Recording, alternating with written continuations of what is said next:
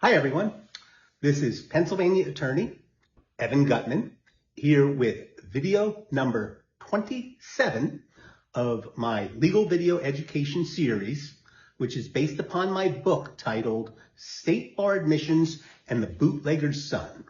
The book focuses on the good moral character requirement to obtain a law license in this nation. The book is available on both of my websites, which are gutmanvaluations.com, as well as my second website, heavensadmissions.com.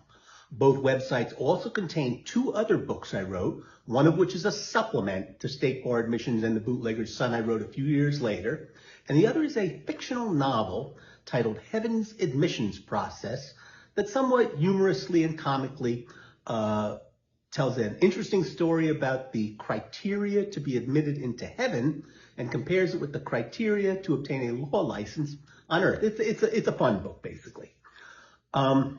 Each video has a PDF associated with it based upon a chapter in the book. And those PDFs are available on both of my websites. There's links to them on my two Facebook pages. I have a personal Facebook page where this video will be posted, as well as a separate Facebook page titled Judicial Constructive Criticism Network. I also maintain a YouTube page by the same title, Judicial Constructive Criticism Network. So in today's video, I'm going to focus on two particularly unique states, which are Florida and Oregon, and two very, very unusual things these two states do. They're totally distinct from each other. Oregon's is not like Florida, and Florida's not like Oregon. Two different subjects. And they're really quite immoral and unethical in my view, as well as also illegal in my view, violating the 14th Amendment due process clause, as well as the Equal Protection Clause, I might add. The Florida doctrine of law, if you can even call it that, because it's so atrocious, ethically atrocious and illegally atrocious, is derived from a state Supreme Court case called Echevarria v. Cole. And it deals with the topic of what is known as the litigation privilege. Now, what is the litigation privilege? First of all, the real issue here is not the concept of limited application of the litigation privilege, which pretty much all states do. It's the manner in which Florida, the problem is the manner in which Florida has extended it beyond reasonable scope. Litigation privilege in virtually all states, maybe even all states, but certainly in most states, there is a litigation privilege with respect to anything you say in a legal document filed with the court is not really subject to a defamation or a libel suit. Now that makes sense. In other words, the concept is if you have a husband and a wife going through a divorce and they say all sorts of nasty things in their pleadings about each other, which happens all the time, you can't have them suing each other for defamation or libel simply based upon what they put in a pleading submitted to the court. Now, if they take that information that they stated and it's defamatory and they start circulating it, if they send it to newspapers, tell people about it, that is not covered by litigation privilege. But if they keep it between themselves and it's just filed with the court, there's a litigation privilege that does make sense with respect to defamation actions, whether it's libel or slander. That's the way it is in most states. And like I say, most states have that type of litigation privilege, and that makes sense to me. However, what Florida did, and they did this in a state Supreme Court case called Echevarria v. Cole in 2007, and it's absolutely atrocious. What Florida did basically is, in this case, there were litigants who were suing a debt collector law firm. And they alleged that the debt collector law firm violated the Florida Consumer Collection Practices Act and the Florida Unfair and Deceptive Trade Practices Act. So this has nothing to do with defamation, nothing at all. They say they violated the law as enacted by the legislature. And the attorneys claimed that they had a litigation privilege to do that. The concept being that they were allowed to violate the law, basically because it was a litigation. And if it's a litigation, they ridiculously and irrationally contended they were allowed to violate the law. And the Florida Supreme Court does, in fact, rule in favor of the law firm. It's a holding that I think is unparalleled in any other state. In the state Supreme Court's analysis, the court first notes that Florida established a qualified litigation privilege in 1907 regarding defamation actions in the case of Myers v. Hodges. Okay, that's like all other states. No problem with that whatsoever. However, then the court writes as follows in its opinion, and this is just ridiculous. Maybe we should change the word ridiculous to stupid.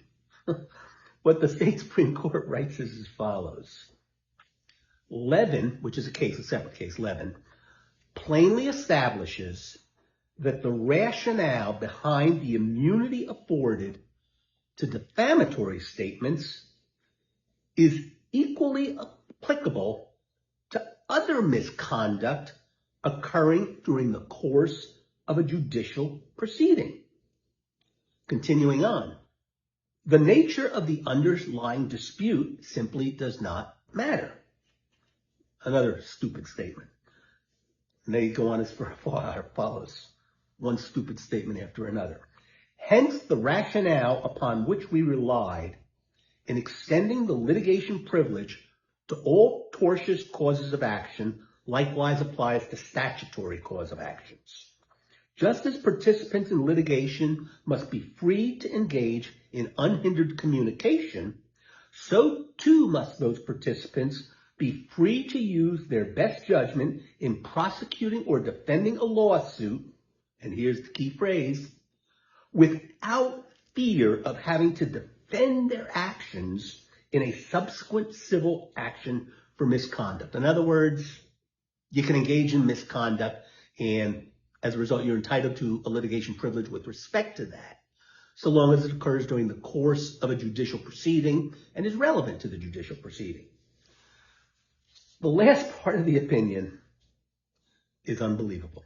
This is unbelievable. The Florida Supreme Court writes as follows, stupidly once again. We see no reason why this rationale would be limited by whether the misconduct constitutes a common law tort or a statutory violation.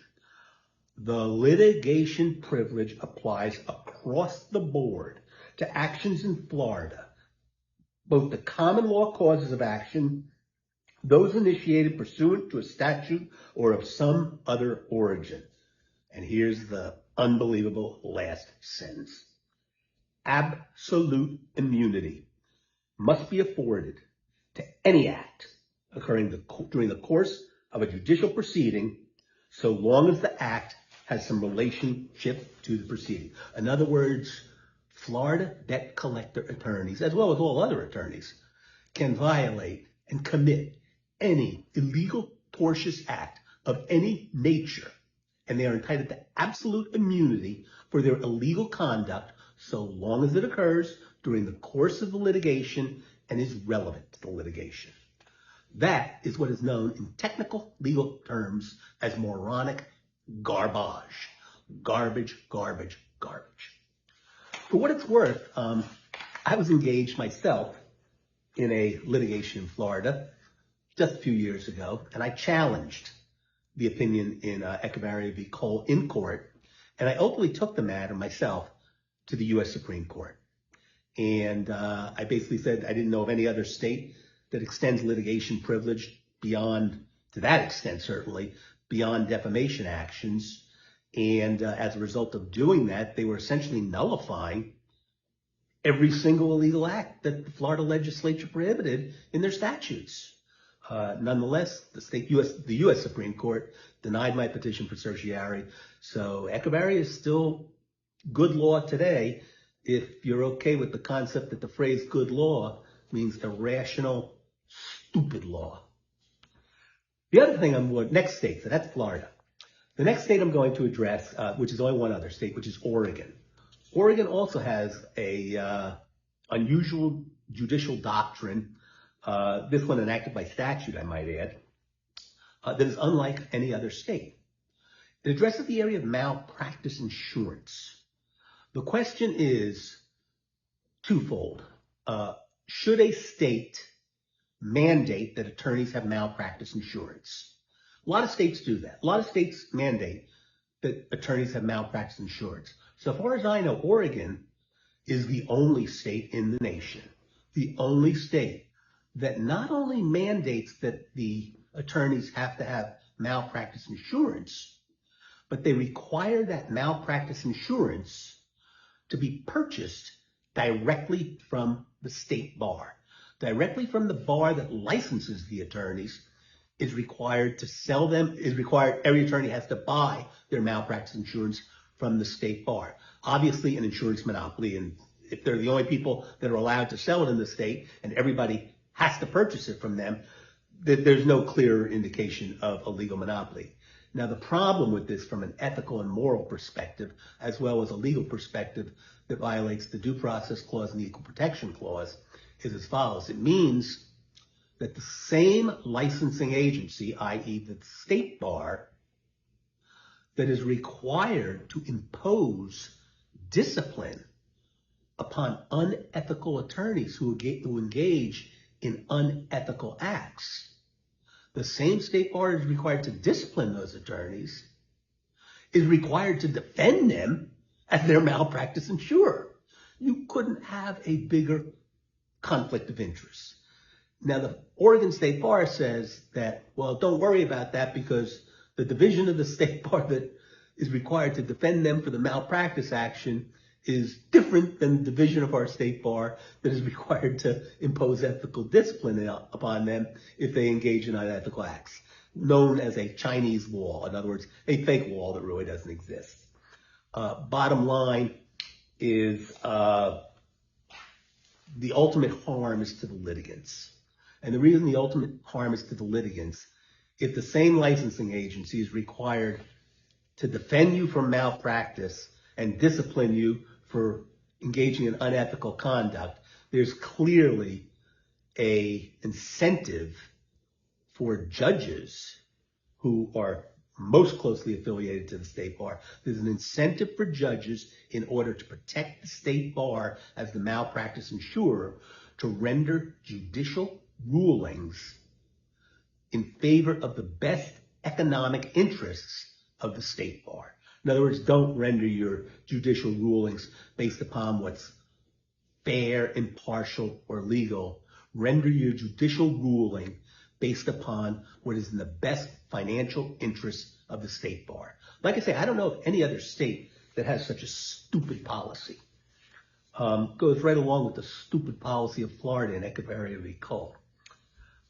The constitutionality of the Oregon State Bar, PLF, it's called the Oregon State Bar Professional Liability Fund, PLF for short, has been called into question in court numerous times by several attorneys. The most prominent one that I've come across was in 1989, and it was challenged in federal court in the case of Haas v. Oregon State Bar. In the case, an Oregon attorney named Fred Haas, who had been a member in good standing of the bar, brought suit in federal court contending that the PLF violated the Sherman Antitrust Act and the Interstate Commerce Clause.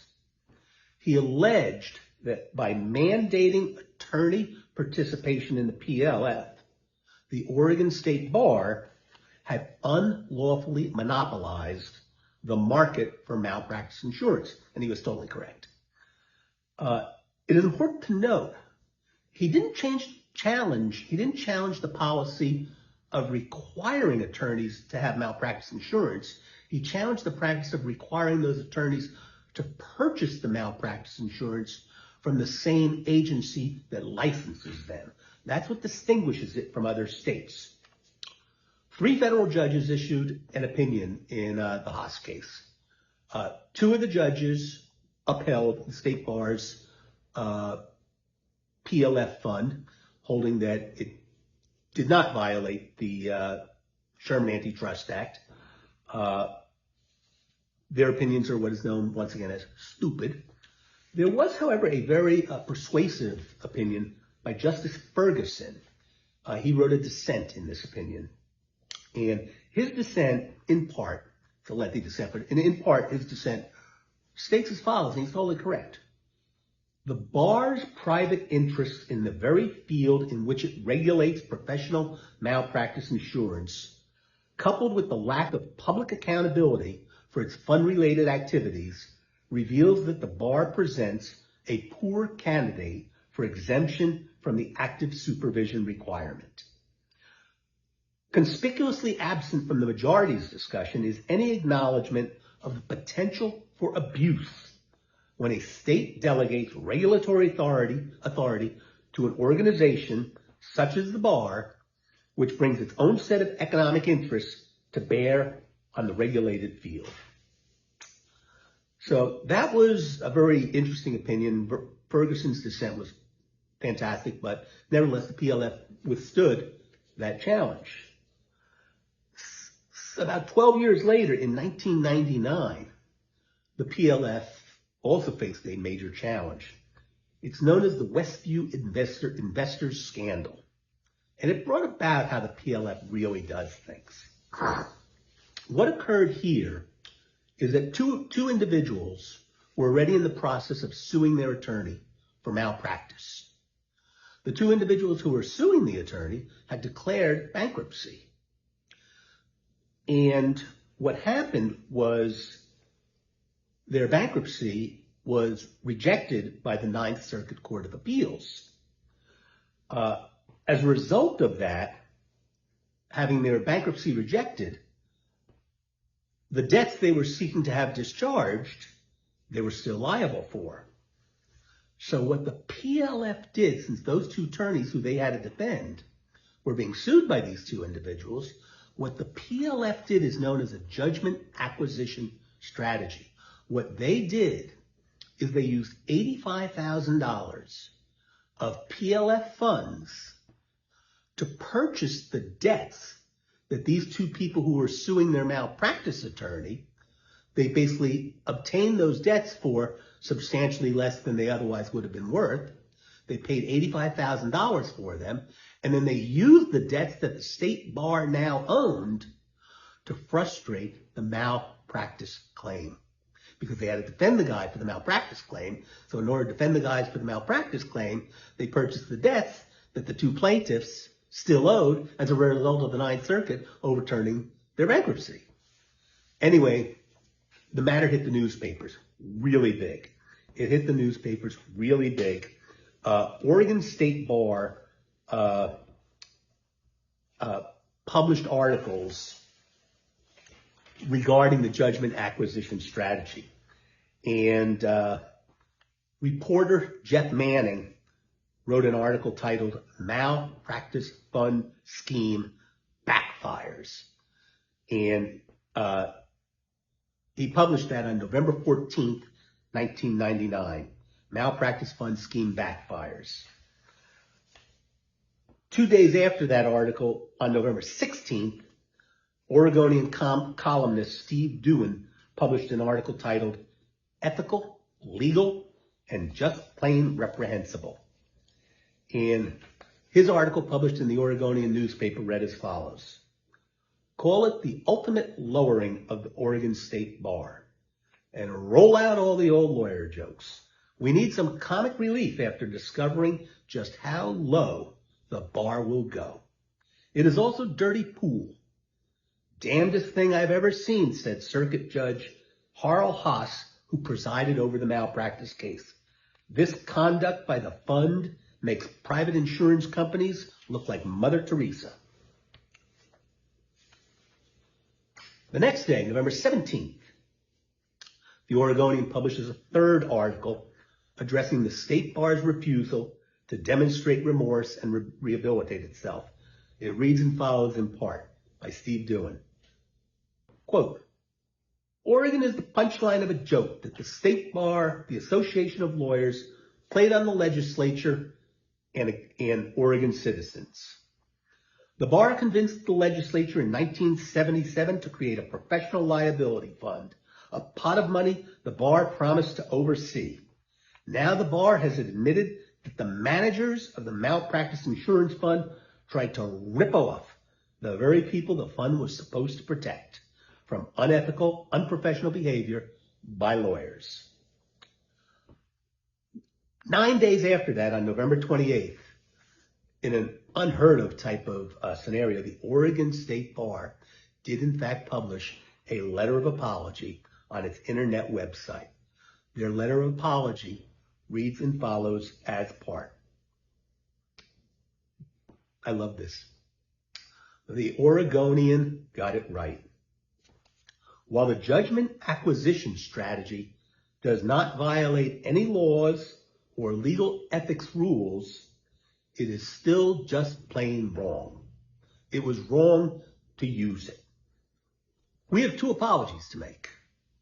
One to the public and one to our members. The State Bar has violated your trust. We are sorry. And yes, sir, the state bars have violated the public trust. And I don't believe their apology of we are sorry, it's only the Oregon State Bar's apology. Other state bars don't say that. But bottom line is, the PLF, so far as I know, still exists today. And if they were really sorry, they would have gotten rid of it because it's a dumb, dumb program. Lastly, as a side note, I will tell you, around the time that was going on, the Westview Investor scandal, I actually was in the process of challenging the constitutionality of the Oregon State Bar's Professional Liability Fund, also at the U.S. Supreme Court. So I challenged the Echevarria opinion in Florida just a couple years ago in 2023-24, and I challenged the PLF back in 2001.